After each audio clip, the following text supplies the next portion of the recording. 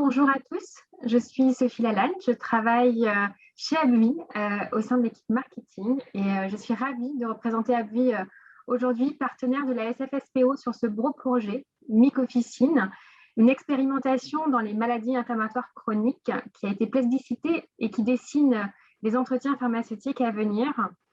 En quelques mots, Abui est un laboratoire pharmaceutique spécialisé en immunologie, oncohématologie et virologie. Vous connaissez certainement Humira ou encore Vinclixto. Depuis 2012, nous sommes engagés auprès des pharmaciens d'officine avec la création d'un département dédié. Notre objectif est de favoriser le bon usage de nos thérapies, biothérapies ou thérapies ciblées, et d'optimiser le parcours de soins. Pour cela, nous visitons les officines à la commande de nos produits pour délivrer les informations clés de bon usage et nous montons des projets de parcours de soins avec l'officine qui est au cœur du dispositif. C'est donc tout naturellement que nous avons répondu par la positive à la demande de la SFSPO de les accompagner dans ce projet. Nos objectifs étant communs, mieux accompagner les patients atteints de maladies inflammatoires chroniques dans le cadre de votre exercice au quotidien. Concrètement, cela s'est traduit par la mise en place d'une plateforme très complète dédiée aux pharmaciens donc inclus dans ce programme, leur permettant d'accéder à différents éléments, donc notamment des modules de formation sur différentes maladies inflammatoires chroniques telles que le psoriasis ou la polyarthrite rhumatoïde, mais également la possibilité de télécharger des outils pratiques pour les pharmaciens, mais également pour les patients à leur remettre au cours de ces entretiens, ainsi que différents conseils et astuces pour les faciliter la mise en place de ces entretiens.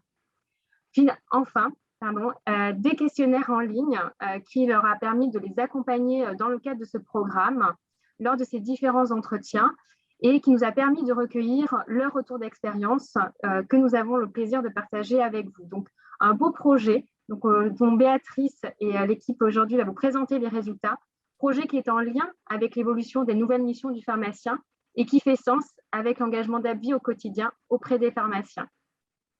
Je vous laisse la main, Béatrice. Oui, merci Sophie pour nous avoir d'abord, au nom d'Abui, épaulé sur ce projet qui n'est pas un projet récent, hein, puisque ça fait maintenant 2 ou 3 ans que la réflexion avait démarré autour de, alors plutôt qu'entretien, parce que entretien, ça fait très conventionnel, on avait opté pour des rendez-vous avec ces patients, a été interrompu à cause de la pandémie, comme beaucoup de projets.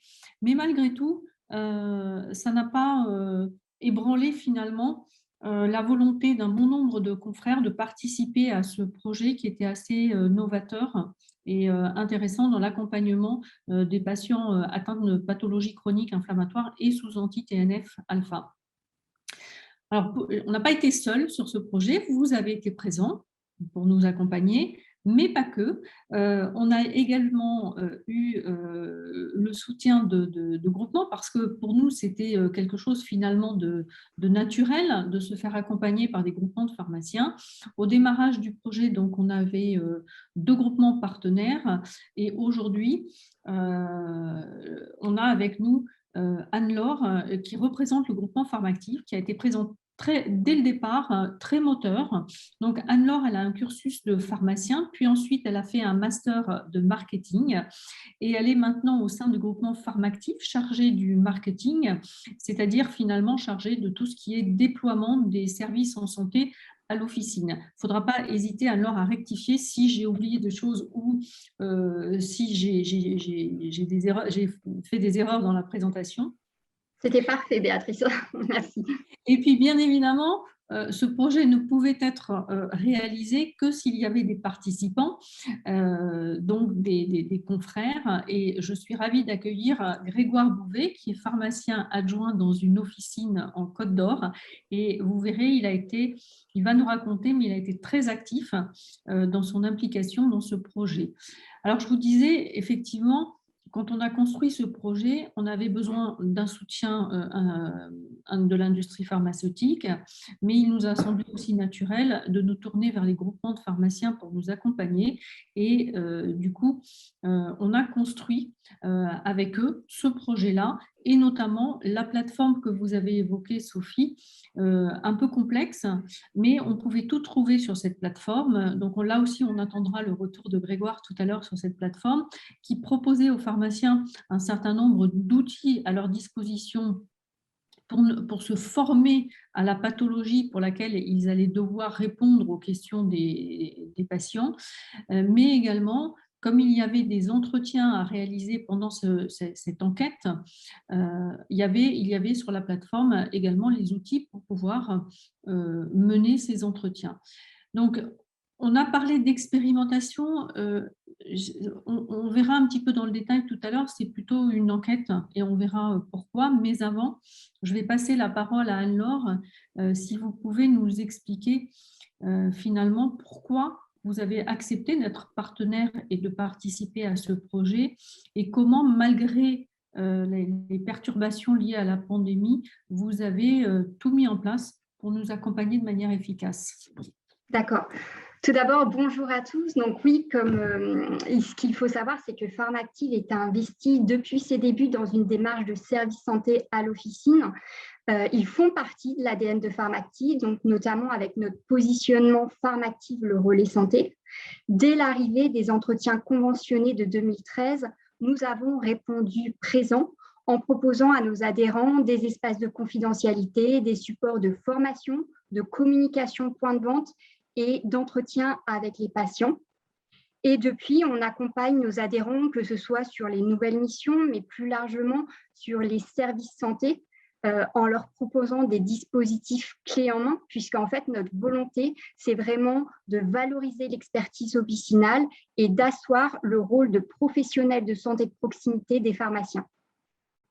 Donc, quand vous nous avez proposé de participer donc, à cette étude de faisabilité, il était évident pour nous de répondre présent, puisque en lien avec notre positionnement, c'était une réelle opportunité pour nous, puisqu'on était actifs dans un projet qui contribue à l'évolution de la pratique officinale et un projet, comme on l'a vu, très bien construit, avec une approche complète, à la fois des outils de formation sur les pathologies, les médicaments biologiques, mais également des supports pour accompagner les pharmaciens dans les entretiens avec leurs patients.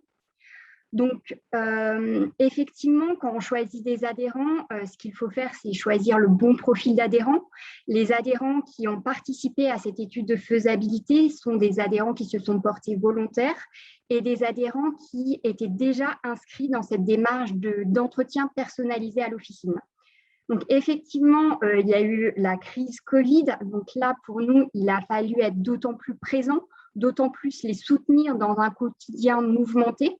Donc, on a procédé de la même façon qu'on le fait habituellement sur d'autres projets, à savoir qu'on les a contactés régulièrement, on les a contactés par téléphone à maintes reprises pour faire un point sur les étapes en cours, celles à planifier, pour répondre à leurs interrogations tout simplement.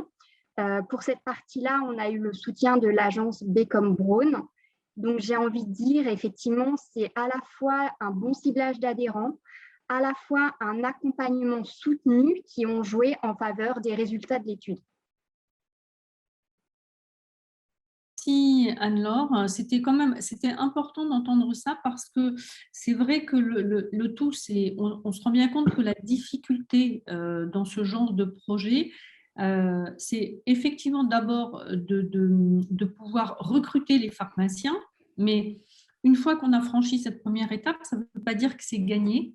Et on sait bien que il faut tenir sur la longueur, puisque on ne va pas reparler du design de l'enquête aujourd'hui. On en a déjà parlé au congrès précédent. Ce sont les résultats qui nous intéressent.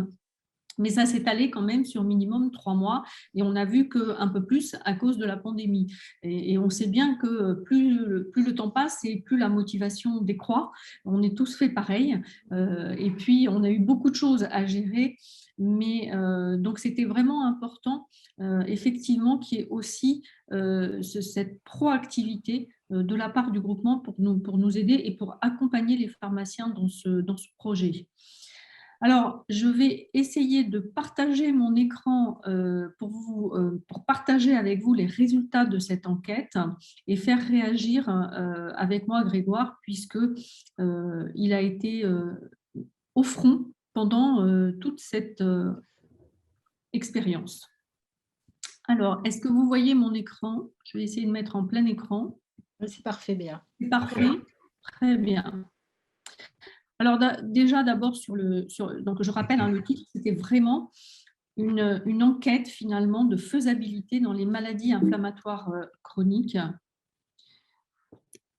L'idée, c'était de savoir si ce qu'on proposait sur le papier était réalisable dans notre quotidien, dans notre activité quotidienne d'officinaux. Et donc, à la fin, on verra ce qu'il en a été et c'est quoi l'étape d'après. Et donc, on voulait faire ça sur un nombre restreint de pharmaciens, de pharmacies. On avait en projet d'inclure à peu près 84 patients. Et vous voyez ici les résultats. 40 officines ont été intégrées au programme et finalement, ce sont 65 patients qui ont été inclus pendant l'enquête. Ça n'a pas été simple eu égard au contexte. Comment ça s'est passé? L'idée, donc, c'était de mettre en place 3 rendez-vous à l'officine dans un espace de confidentialité et de valider que ces 3 rendez-vous s'inscrivaient vraiment dans la pratique quotidienne du pharmacien. Ça, c'était le premier objectif. L'autre objectif, c'était également de s'assurer de la satisfaction des patients, parce que si l'on met en place des choses dans nos officines, mais qu'il n'y a pas de valeur ajoutée pour les patients, alors on peut faire des choses et se faire plaisir, voilà, mais il faut quand même à un moment donné que ça serve à quelque chose et que ça serve notamment à nos patients. On a donc fait un bilan qualitatif sur les pharmaciens et on va vous montrer ici les éléments clés qui sont ressortis de cette étude de faisabilité. À la première question, pensez-vous que ce projet vous a aidé à mieux appréhender le suivi des patients malgré la pandémie? Eh bien, plus de 98% des pharmaciens ont répondu oui. Alors, on peut toujours dire que c'est un peu biaisé puisqu'ils étaient volontaires. Ça veut dire que d'emblée, ils étaient inscrits dans cette démarche, mais quand même, parfois, on peut être déçu ou on peut vouloir mettre des choses en place et ça ne fonctionne pas vraiment comme on veut. Est-ce que ce type de suivi patient est compatible avec votre exercice au quotidien? Eh bien, là encore, 98% des pharmaciens ont répondu oui. Donc, Grégoire, je vous interpelle. Est-ce que vous vous retrouvez dans ces 98%? Oui. Mais je rajouterais en fait que c'est la phrase qui dit que appréhender le suivi de ses patients malgré la pandémie. Je dirais plutôt appréhender le suivi de ses patients tout court. Oui. Parce que pour l'exemple des patients suivis sous anti-TNF, je trouve que c'est des patients qu'on ne suit pas forcément très bien à l'officine de base, peut-être par méconnaissance des pathologies ou des traitements. Et du coup, ça permet de mieux suivre ces patients, que ce soit en contexte de pandémie ou pas d'ailleurs. D'accord. Mais je m'y retrouve tout à fait, oui. Alors ensuite, avez-vous eu, l'autre question, c'était, avez-vous eu des difficultés à recruter des patients? Et donc, 23% des participants ont rencontré des difficultés. Bon, il faudrait peut-être creuser. Est-ce que c'est lié à soi-même? Parce que parfois, on se met soi-même des freins. Est-ce que c'est lié au contexte? Est-ce que c'est lié au patient lui-même? Donc, à voir. Qui s'est occupé du suivi de l'enquête? Dans 45% des cas, donc, un adjoint. Dans 50% des cas, un titulaire. Et dans 5% équipe. Bon, je ne sais pas ce que c'est que ces 5%, mais là encore, on voit que c'est relativement équilibré entre titulaire et adjoint. Du coup, Grégoire, vous, comment vous vous êtes retrouvé dans cette galère? Et sur proposition de mon titulaire, du coup, qui avait reçu la demande pour l'étude, enfin l'enquête, pardon, du coup, qui m'a proposé de m'en charger du coup du début à la fin. Et c'est comme ça que j'ai été amené à réaliser l'enquête. Et pour réagir sur les difficultés, en effet, il y a des difficultés à recruter les patients. Après, je pense que c'est les mêmes que pour tout ce qui est entretien pharmaceutique. Mais ça mène aussi aux réflexions si c'est conduit en termes d'études par la suite. Justement, c'est des difficultés à prendre en compte parce que je pense que ça peut introduire des biais. Par exemple, les patients qui ne peuvent pas s'astreindre à un rendez-vous, on les perd forcément. Et ça a été le cas. J'ai un patient que je n'ai pas réussi à inclure parce qu'il vient de façon, comment dire, un peu quand il a envie de venir prendre son traitement, il vient et il passe à côté de la pharmacie, hop, il va le chercher. Donc, ce genre de patient, on ne l'a pas, mais en même temps, c'est représentatif de la population qui reçoit ce genre de traitement. Donc, ça fait partie des difficultés. Oui, c'est un point qui est important parce qu'effectivement, c'est aussi une des difficultés qu'on a avec les entretiens conventionnels. Tout à fait. Parce que les patients, ils ont l'habitude de venir à la pharmacie, d'avoir tout de suite voilà, leur traitement et ils n'ont pas encore intégré, si je puis dire, dans leur tête qu'à la pharmacie, il peut aussi y avoir des rendez-vous et ça veut dire rendez-vous, rester un certain temps, prendre du temps avec le pharmacien. Et c'est vrai que ça veut dire qu'il y aura vraisemblablement une communication à faire auprès des patients pour leur expliquer ce que les pharmaciens et les équipes officinales peuvent faire pour eux dans certains cas. On pense toujours à expliquer aux autres professionnels de santé ce qu'on fait à l'officine, mais il ne faut pas oublier non plus cette communication auprès du grand public pour expliquer tout ce qu'aujourd'hui un pharmacien ou une équipe officinale peut apporter dans certains contextes. Alors moi, je suis ravie de voir que c'est relativement équilibré entre adjoints et titulaires. Ça veut dire que quand on veut vraiment mettre en place des projets, mais qu'on ne peut pas être partout en tant que titulaire, ben c'est très très bien de pouvoir aussi déléguer à nos adjoints et les impliquer dans ce genre d'enquête, d'expérimentation, de mission. Alors, d'un point de vue qualitatif aussi, on a interrogé les pharmaciens sur ce que cette enquête leur avait apporté et on a essayé de vous lister un petit peu tout ce qui est ressorti des réponses qu'ils nous ont apportées. Donc, ce qui ressort en priorité, c'est une meilleure approche de la maladie et des patients. Et d'ailleurs, Grégoire, vous l'avez un peu évoqué au tout début de cet échange. Et ça, je pense que c'est aussi parce qu'on avait mis à disposition sur la plateforme, grâce au laboratoire AbbVie, un certain nombre d'informations qui ont permis aux pharmaciens de se former ou s'informer en fonction de la pathologie dont ils auraient à parler avec leurs patients. Vous confirmez ça, Grégoire? Oui, oui, tout à fait. Et qu'est-ce que je veux dire en plus, moi, je sors de la fac depuis pas très très longtemps, donc pourtant, je suis j'ai les cours qui sont frais dans ma tête, on va dire. Mais et pourtant, ça m'a quand même permis de faire des mises à jour sur certaines pathologies que je connaissais moins et qu'on voit peut-être moins finalement même à l'université. Et par exemple, je pense que j'ai eu pas mal de patients qui ont des spondylarthrites ankylosante et c'est une pathologie que je connaissais pas très bien finalement. Et donc, ça m'a permis en effet de me refaire une mise à jour là-dessus et de redécouvrir et par les documents et puis après en discutant avec les patients également.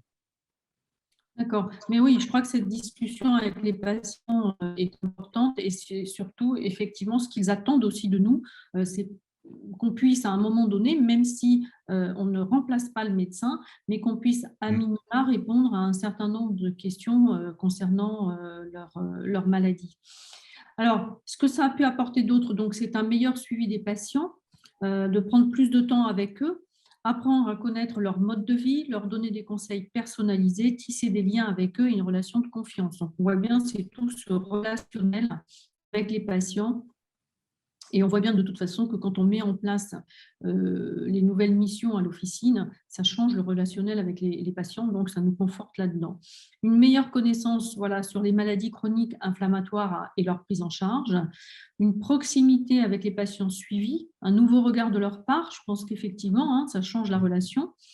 Une implication de l'équipe avec les outils reçus et les formations en ligne. Alors justement, je voulais vous interroger là aussi, Grégoire, est-ce que ça a changé quelque chose dans l'équipe? Alors, dans l'équipe, pas tant que ça, vu que c'est finalement moi qui me suis occupé de tous les entretiens, Oui. tous les rendez-vous.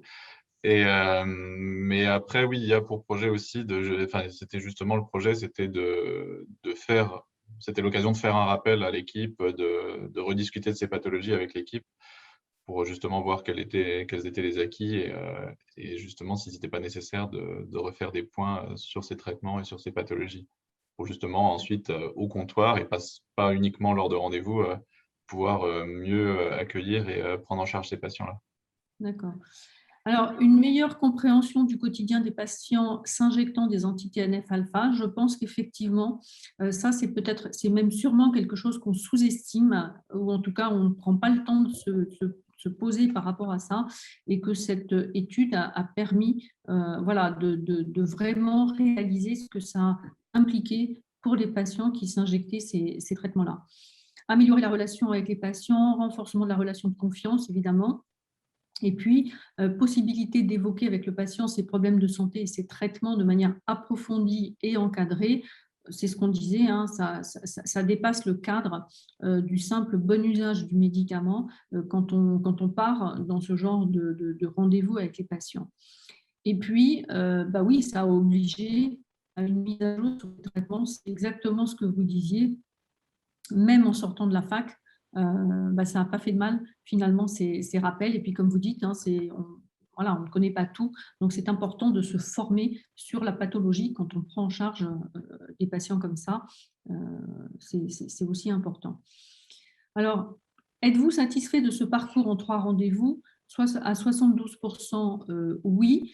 Et bah, on voit bien qu'il y a un certain pourcentage de pharmaciens qui, du coup, ne sont pas satisfaits. Dans les axes d'amélioration, c'est essentiellement adapter le nombre de rendez-vous en fonction des patients qui ne sont pas tous au même niveau de connaissance. Et ça, c'est très vrai.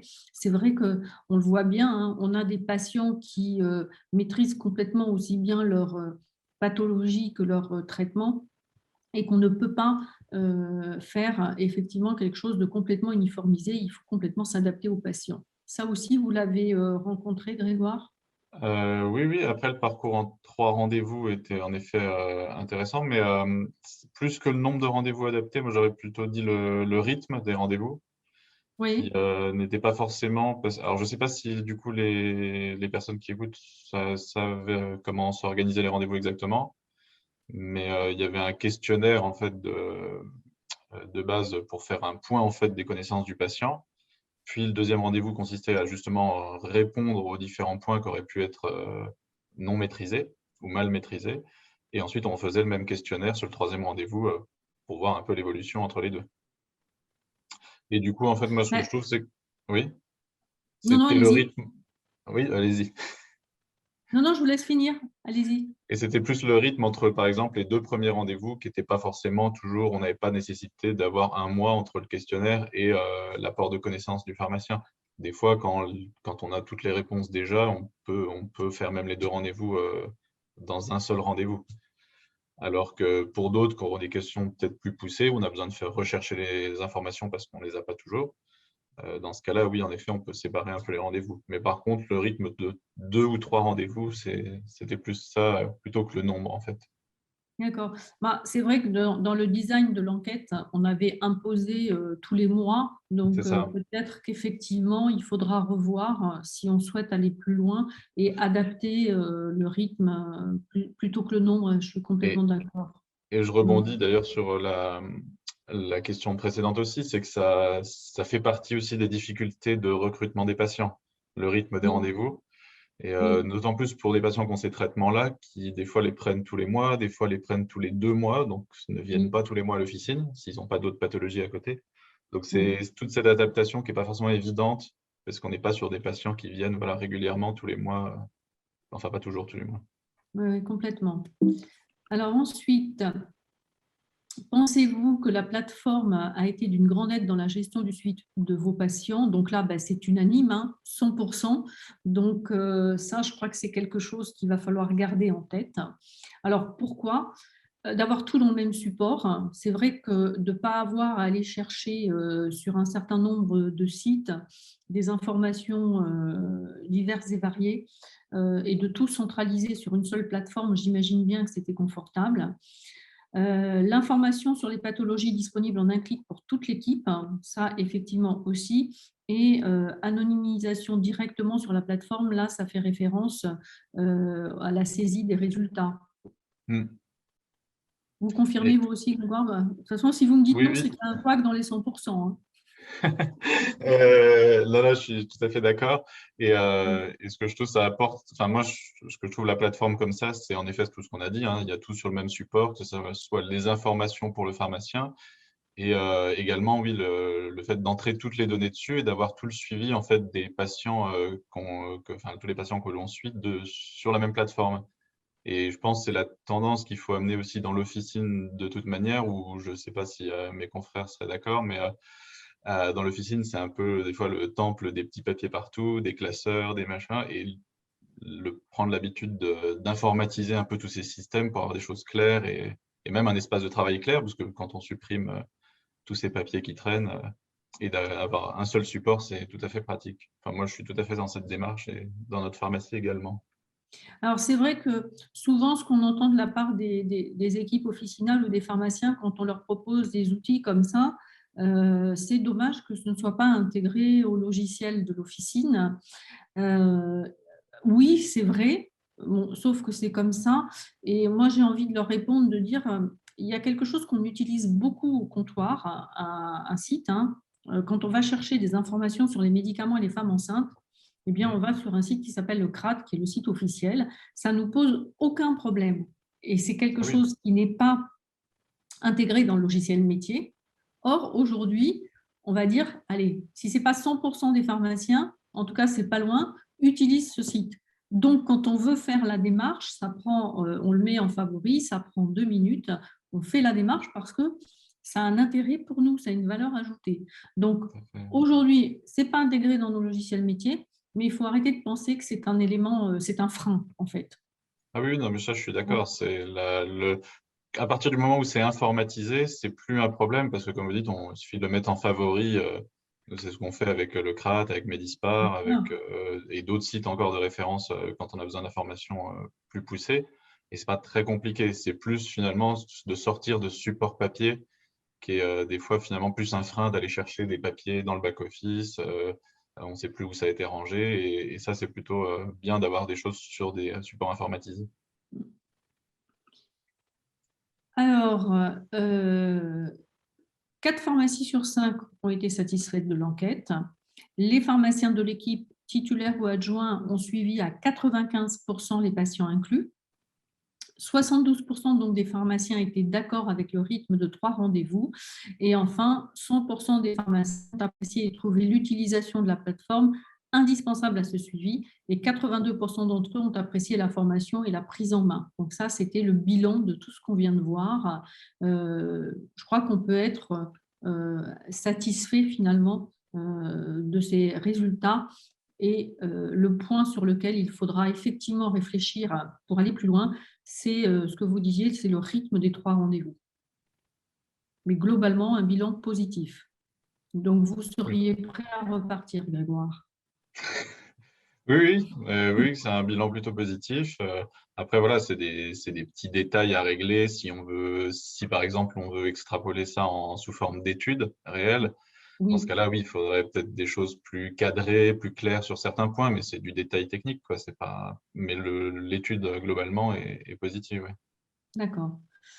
Donc, ça, c'est encourageant, on va dire, côté équipe officinale des pharmaciens. Et maintenant, on va s'intéresser, puisque c'est quand même aussi quelque chose qui est important, le bilan qualitatif côté patient.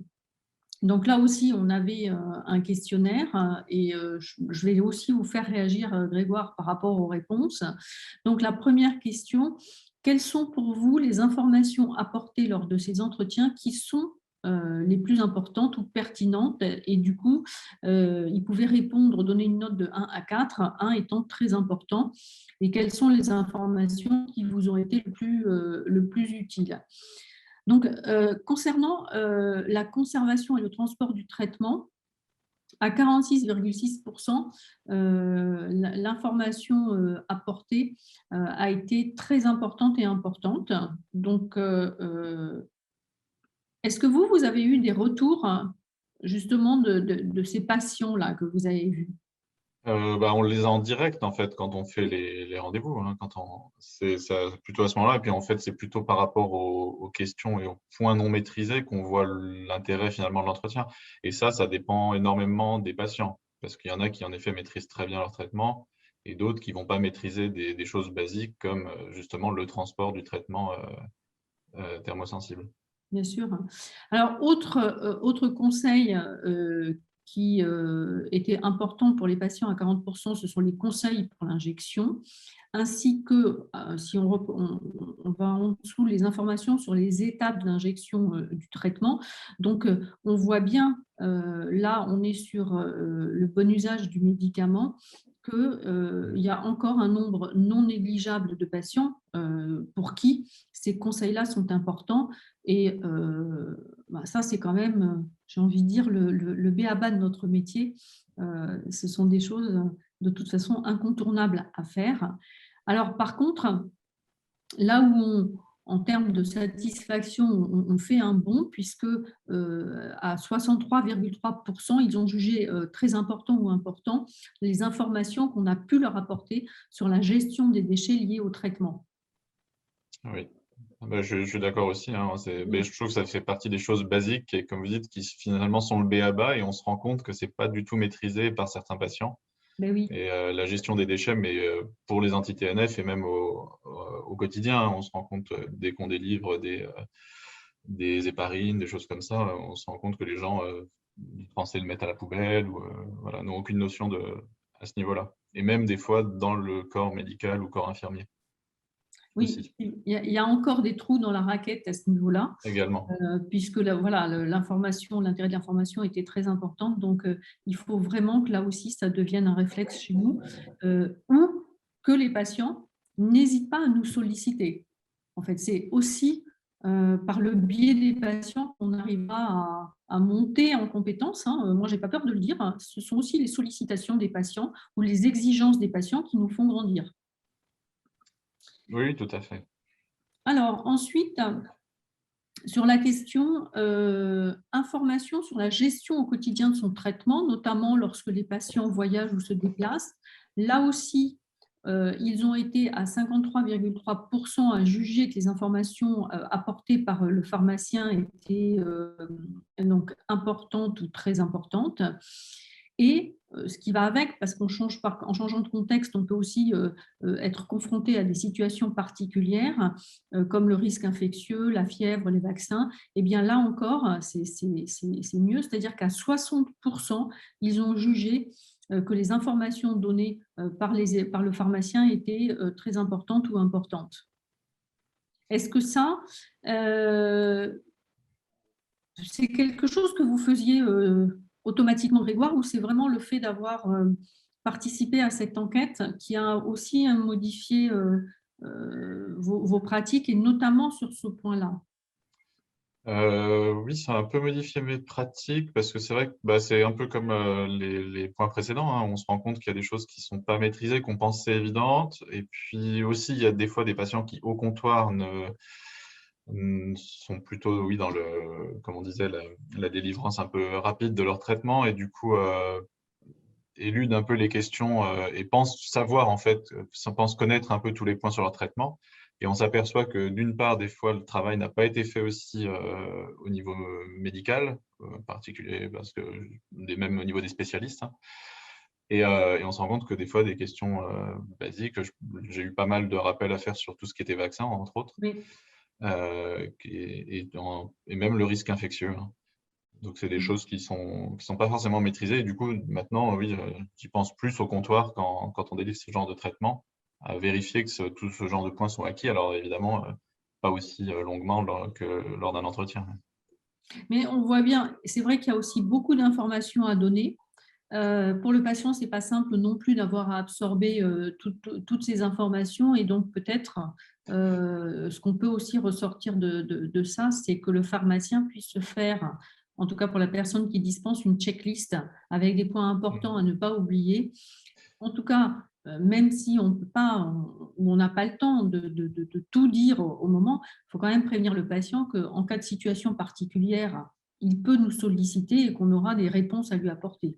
Et notamment, je pense que c'est surtout le cas des renouvellements de traitement. Parce que Oui, sur les instaurations, c'est des choses qu'on pense plus à faire parce que justement, on oui, vérifie que toutes les premières informations sont données. Et sur les renouvellements, il y a une sorte de routine qui se met en place, et du côté du patient et du côté du pharmacien. oui. Et on oublie de vérifier ces choses-là. Et de temps en temps, je pense une fois tous les 6 mois dans l'année, c'est pas mal de refaire un point sur ces choses-là aussi. Parce que d'un côté comme de l'autre, on pense que les choses sont acquises alors que pas forcément. Et les choses sont oubliées aussi des fois. Bien sûr. Et puis, de toutes les façons, comme on dit, hein, la pédagogie, c'est l'art de la répétition. Donc, Mm. je crois qu'il faut aussi garder ça en tête et ne pas avoir peur à un moment donné de redire les choses avec les patients. Ensuite, à la question, vous sentez-vous plus rassuré après ces entretiens? Là aussi, je pense qu'on peut être quand même fier des réponses, hein, puisque à 66,7%, ils sont complètement rassurés et donc à 100%, ils recommanderaient ces entretiens, ces rendez-vous à une personne qui a la même pathologie. Oui, j'ai pas, Ouais. j'ai pas trop de réactions. Mais En oui, oui, fait, non, mais c'est plutôt rassurant, oui. ces patients-là, vous les avez revus après l'enquête? Oui, oui, c'est des patients qu'on revoit et du Et coup, alors? Oui. alors après, je sais pas s'ils nous ont recommandé du coup, mais oui, oui, c'est des patients avec qui du coup l'échange est plus, enfin, on a un meilleur lien avec eux après finalement aussi. Mais est-ce Après. qu'ils vous ont, indépendamment du questionnaire, hein, puisque une fois que l'enquête a été terminée, bien sûr qu'ils continuent à venir vous voir, avez-vous rééchangé avec eux sur ce travail finalement que vous avez fait avec eux? Rééchanger, oui. Après, c'était des patients, ils ont tous été demandeurs, en tout cas, de savoir quels étaient les résultats aussi, Oui, parce que du coup, ils avaient participé à une sorte d'étude, entre guillemets. oui, Et bien du sûr, coup, ils étaient bien sûr. intéressés par la suite. Mais oui, après, on a échangé, enfin, ça permet d'échanger, oui, sur les points qu'on a vus des fois sur les délivrances suivantes. Après, la difficulté de l'officine, c'est qu'on tombe pas toujours sur les patients, on traite Oui, pas toujours les mêmes patients, mais ça, c'est une difficulté c'est connue sûr. par tous les confrères. Alors, moi, ce que je voulais, alors déjà, donc peut-être on va déjà conclure là sur ce qu'on a vu. Donc, on peut dire qu'en gros, près de 70% des patients témoignent de leur confiance à leur pharmacien. L'intérêt des patients sur sur les informations formulées par le pharmacien correspondent à tous les items de leur vie quotidienne et les situations particulières à plus de 60%. Et la cerise sur le gâteau, voilà, c'est que les patients recommanderaient à 100% ce type d'entretien à une personne qui a la même pathologie qu'eux, ce qui exprime une large adhésion à ce suivi par les pharmaciens. J'ai oublié de vous dire en préambule que lorsqu'on a travaillé sur cette enquête, on avait quand même avec nous une patiente qui fait partie de l'association l'AFA, qui est l'association François Aupetit, et qui nous a beaucoup aidés avec sa vision. Hein. On a aussi travaillé les questions avec elle. Et ça, c'était important parce que, encore une fois, on ne fait pas des choses que pour se faire plaisir. Il faut vraiment que ça ait une valeur ajoutée pour les patients. L'autre question qu'on n'a pas mise et que je vais vous poser, Grégoire, c'est il y a les patients, il y a le pharmacien, l'équipe officinale, mais autour des patients, il y a aussi une équipe d'autres professionnels de santé et notamment le médecin prescripteur, le spécialiste. Est-ce que vous avez eu des contacts du coup avec les médecins prescripteurs? Est-ce que ça a changé la relation que vous avez pu avoir avec eux? Alors pour le coup, pas du tout. Mais Oui, enfin, je suis pas sûr que ce type d'entretien s'est prêté à avoir des contacts avec le prescripteur parce que c'était pas, le questionnaire amenait pas forcément à avoir un contact avec le prescripteur. C'est pas comme dans des bilans de médication par exemple où où c'est nécessaire. Mais là, il n'y avait pas forcément une nécessité, c'était plus vraiment un lien avec le patient. Après, peut-être que si j'avais eu, oui, des gros manques au niveau de certains patients, je les aurais peut-être réadressés ou des soucis particuliers auprès du prescripteur, mais là, ça n'a pas été le cas. d'accord. Alors, du coup, moi, je voudrais aussi faire réagir les deux autres intervenantes, que ce soit Anne-Laure ou Sophie, puisque vous découvrez presque les résultats de l'enquête. Qu'est-ce que ça vous inspire? Merci, merci. Effectivement, moi, ça m'inspire vraiment que des résultats positifs. Effectivement, comme vous l'avez très bien dit, Béatrice, on n'a pas mis tout ça en place pour se faire plaisir, mais l'objectif, c'est vraiment d'avoir un intérêt pour la pratique du pharmacien, mais aussi pour les patients. Et je pense que les résultats le montrent aujourd'hui. Et l'objectif, l'ambition, c'est et demain, comment pouvons-nous étendre cette action et cette étude pour justement avoir encore plus d'impact et de résultats auprès des patients. Tout Et à vous, fait. Anne-Laure? Eh ben, je rejoins tout à fait Sophie, enfin, hyper ravie des résultats, hyper ravie que finalement les échanges entre le pharmacien et son patient, bah, ça génère des interrogations auxquelles le pharmacien va pouvoir y répondre plus spécifiquement et le patient va être plus à même de maîtriser sa maladie et son traitement, donc du coup aussi améliorer sa qualité de vie. Et finalement, c'est vraiment l'enjeu de l'accompagnement d'un pharmacien de tout patient chronique finalement. Et alors vous, Grégoire, donc aussi bien par rapport aux résultats qu'à votre vécu, est-ce que voilà, si vous pouviez réagir et nous dire, parce que forcément, il va y avoir une suite. Hein. Mais mon vécu après, ça s'est plutôt bien passé, mais c'était quelque chose qui s'est mis dans la pratique quotidienne assez facilement. Après, moi, comme j'étais seul à gérer en fait l'enquête du début à la fin, c'était assez facile à mettre en place, notamment, que ce soit pour le suivi des patients ou l'organisation. Donc, ça n'a pas posé de problème particulier. Et puis, par contre, oui, ça a apporté une relation avec les patients, une mise à jour des connaissances et aussi des changements un peu dans ma pratique. Mais voilà à peu près le bilan que je peux en tirer. En gros, le temps que vous avez passé pour chaque rendez-vous? J'ai essayé de le cadrer du coup Oui. dès le départ parce que on sait, hein, c'est comme pour tous les bilans de médication ou autres entretiens pharmaceutiques, que si on laisse parler le patient, il n'hésite pas. Et malgré tout, on a quand même un questionnaire à suivre et donc de temps en temps, il faut recadrer. Donc le temps que je m'étais fixé à maximum une demi-heure par entretien. D'accord. Okay. Et globalement, on a su tenir des fois même moins. Hein. Ça dépend ça dépend aussi de la maîtrise du traitement et de la pathologie du patient. Hein. Les patients qui maîtrisent très bien, souvent ça va vite. D'accord.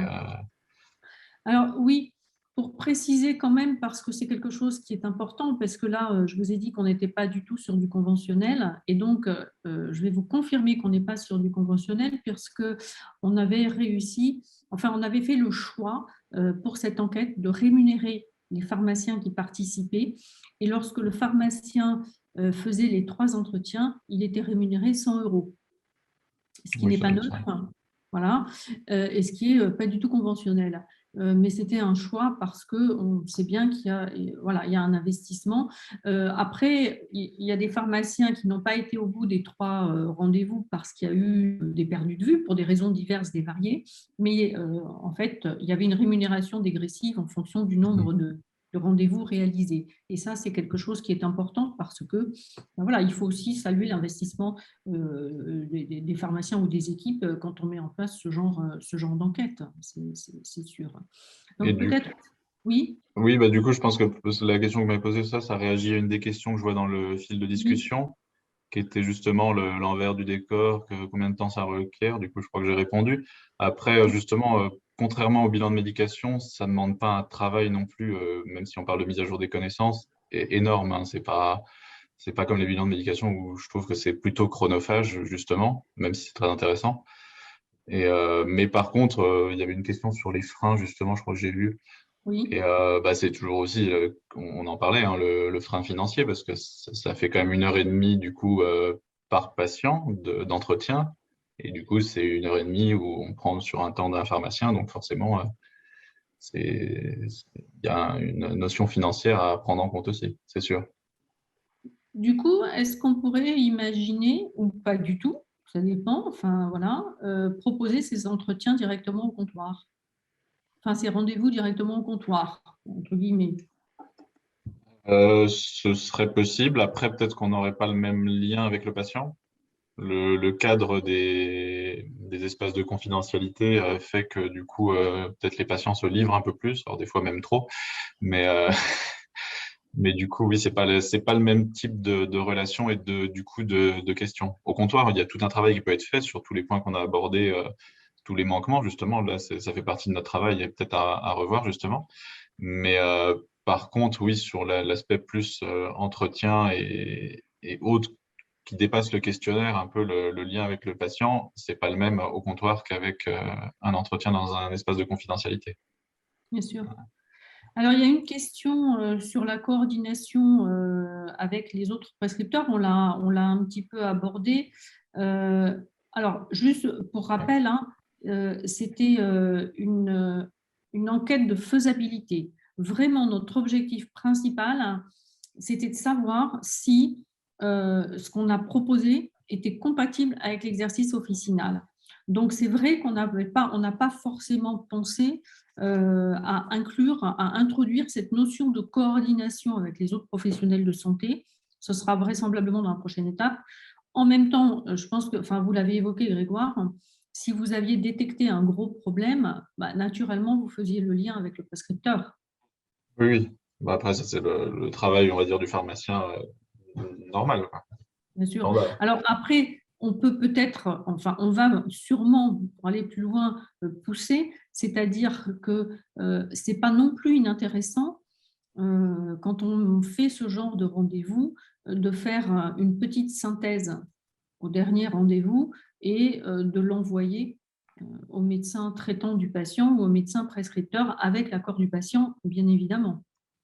Parce que Oui. ce n'est pas parce qu'il n'y a pas de problème qu'il ne faut pas communiquer sur ce qui a été fait et dire simplement que, a priori, en gros, tout va bien. Oui, oui, oui, c'est vrai que c'est une possibilité qu'on pourrait faire, puisque c'est ce qui est demandé, par exemple, dans les bilans de partage de médication. Mais oui, ça pourrait être une possibilité. C'est vrai que je ne s'est pas révélé nécessaire, comme je le disais, parce qu'il n'y a pas eu de souci majeur. Et du coup, c'est vrai on pense plutôt alerter les prescripteurs quand il y a des soucis que quand ça va bien. C'est ça. Mais en revanche, oui, par contre, on a fait ça pour l'équipe. C'est-à-dire que dans le logiciel, on a rentré un résumé justement pour que toute personne de l'équipe sache que bah, déjà, il y a eu des entretiens avec ce patient et sache aussi un peu quel est le bilan de ces entretiens. Est-ce que justement, il y a des points peut-être à revoir quand il revient pour ses renouvellements au comptoir? Est-ce que justement, c'est bien de refaire ces points-là? Donc ça, c'est des choses que toute l'équipe peut consulter et qui est intégrée Oui, au LGO. oui, oui, tout à fait. Est-ce que, alors je vois qu'il n'y a pas beaucoup de questions là dans le chat. Est-ce que vous, mesdames, vous avez des questions particulières, soit sur la façon dont on l'a fait, soit sur les résultats? Non, pas de question particulière. Effectivement, on a vu au niveau aussi des points positifs et des axes d'amélioration, justement, si on veut demain étendre cette expérimentation. Donc, je pense que c'est vraiment tirer parti voilà, de cette expérience qui a duré quand même assez longtemps de par la situation, on le sait.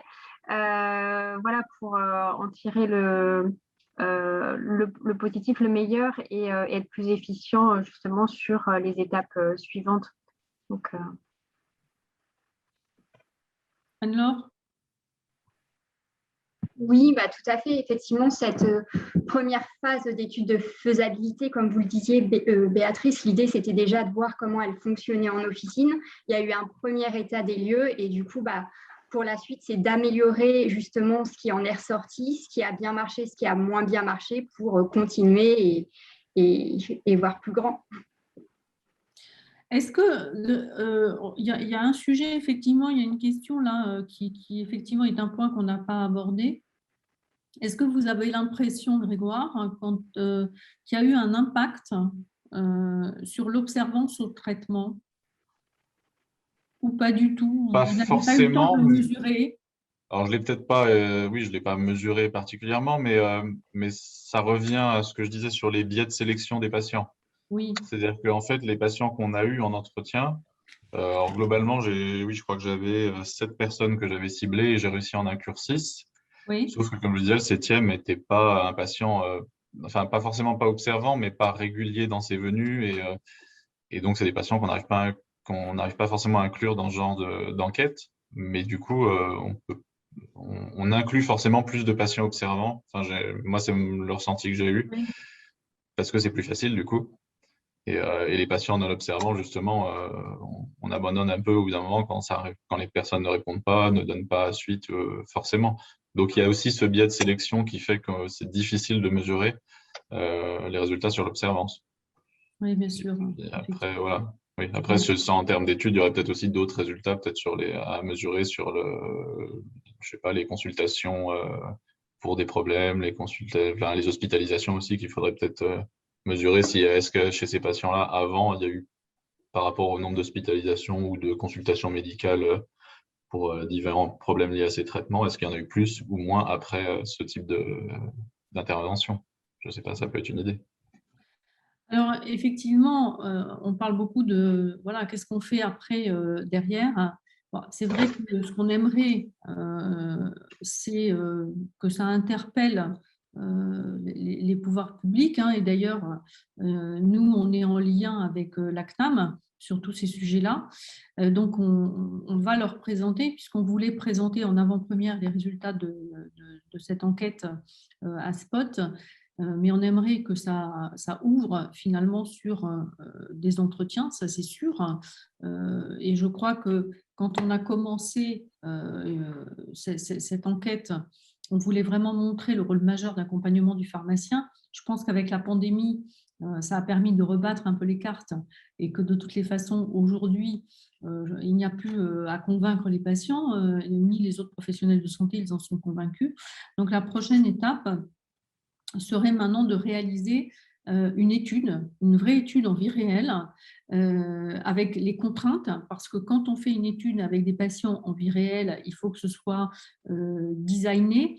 Il y a des contraintes réglementaires, et c'est pour ça qu'au démarrage, on était parti juste sur une enquête de faisabilité.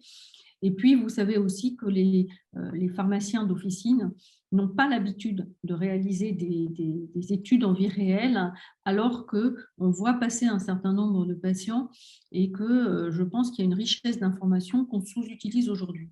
Donc, l'étape d'après, ce serait vraiment de mettre en place une étude en vie réelle. J'ai été en lien avec un laboratoire de recherche de la Pitié-Salpêtrière, qui étaient OK pour nous accompagner au démarrage, mais qui n'ont pas pu le faire parce qu'on n'était pas dans le réglementaire. Donc là, on va revenir vers eux pour savoir s'ils sont d'accord pour nous aider dans le design de cette étude et dans l'accompagnement. Et puis après, à nouveau, eh bien, il faudra trouver des pharmaciens et des pharmacies volontaires. Donc Anne-Laure, là, je me tourne vers vous.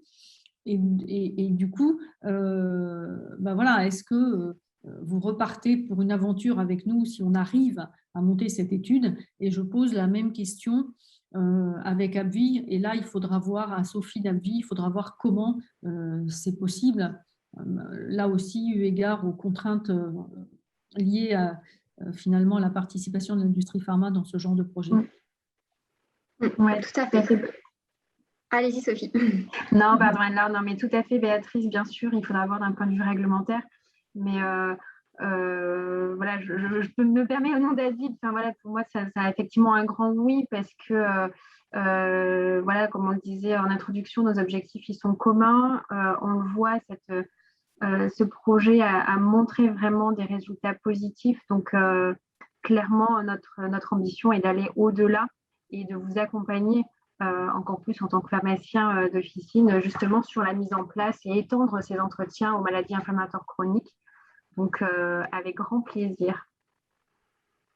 Bon, ça, c'est une bonne nouvelle. Super. Alors, vous nous suivez? Oui, bien sûr. Effectivement, ça serait un petit peu dommage de s'arrêter ici compte tenu des bons résultats de cette enquête de faisabilité. Et effectivement, ça rejoint tout à fait le positionnement de Pharmactive, comme je le disais au préalable. Nous, on veut valoriser l'expertise officinale, on veut asseoir le rôle de professionnel de santé du pharmacien et effectivement, avec plaisir également. Grégoire, vous serez forcément de la partie.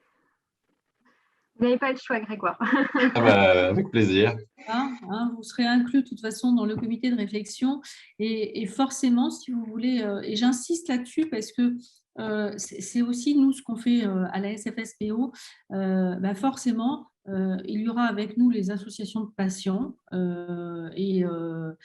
parce que c'est important qu'ils nous aident et puis pour qu'on comprenne mieux les besoins d'accompagnement et qu'on soit pertinent. Donc, écoutez, la prochaine étape, ce sera vraiment de travailler et de mettre en place cette étude en vie réelle.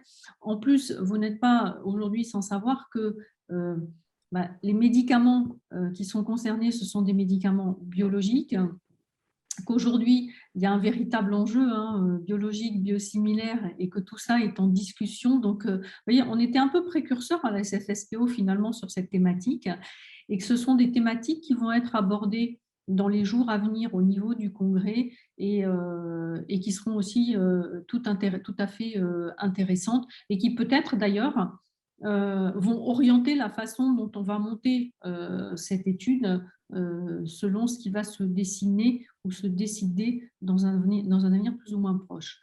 Alors, si vous n'avez plus de questions, je crois qu'on a quand même dit beaucoup de choses. Je crois qu'il n'y a plus de questions dans le chat. Donc, je vais me permettre de conclure cette session qui a été très riche en termes de résultats et en tout cas qui promet, je crois, des choses à venir très intéressantes. Donc, merci à mes orateurs, merci aux participants et je vous souhaite un bon dimanche après-midi et à très bientôt sur Spot Pharma. Merci beaucoup. Merci. Au revoir. Belle journée, au revoir. Au revoir.